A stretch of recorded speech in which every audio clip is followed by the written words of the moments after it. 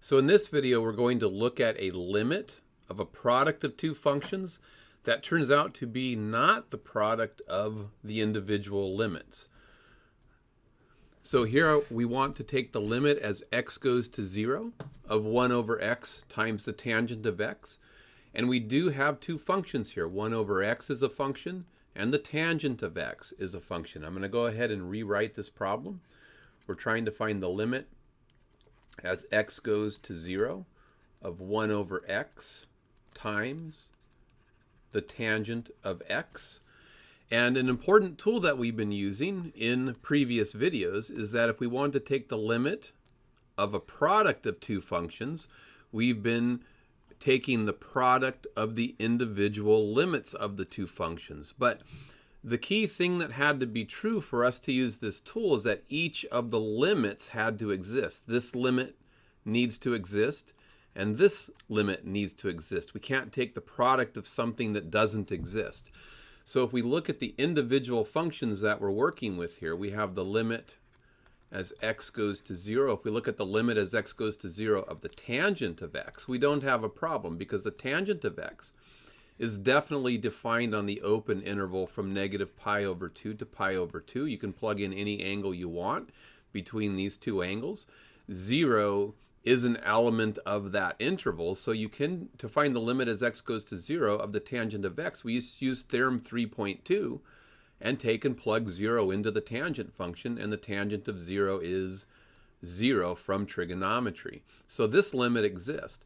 But if we try to take the limit as x goes to 0 of 1 over x, this limit doesn't exist because at x equals 0, this function isn't only undefined, it also has a vertical asymptote at 0. So if we were to draw a picture of 1 over x, it would look like this. It goes to infinity, and it goes to negative infinity as we evaluate the two one-sided limits. So this limit here does not exist, and we can't take the product of something that doesn't exist with a real number.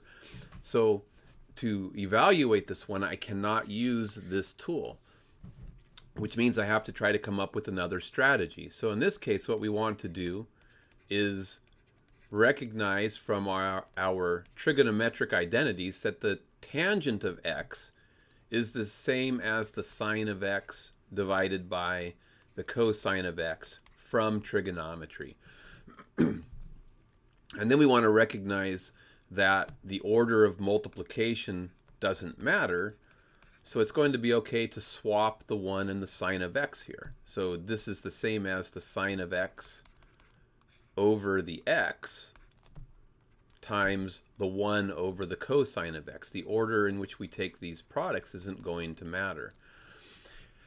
And now I have two functions, and I want to recognize a couple things. One, if I were to plug 0 into the cosine of x, the cosine of 0 is just 1. I don't get a division by 0. So it looks like things are good here. And the sine of x over x, the limit as x goes to 0 of sine x over x, we looked at that limit in the previous video, and that limit was equal to 1. So it looks like we're going to have two limits that exist if we take the product of the limits. So now I can go ahead and use this tool. So I have the limit of the product of two functions.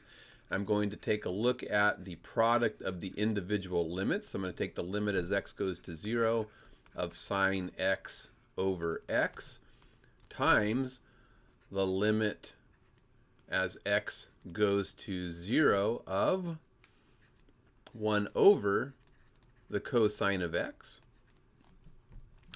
And here I'm going to be able to just plug 0 into the cosine of x because cosine of 0 is equal to 1. I don't get a division by 0.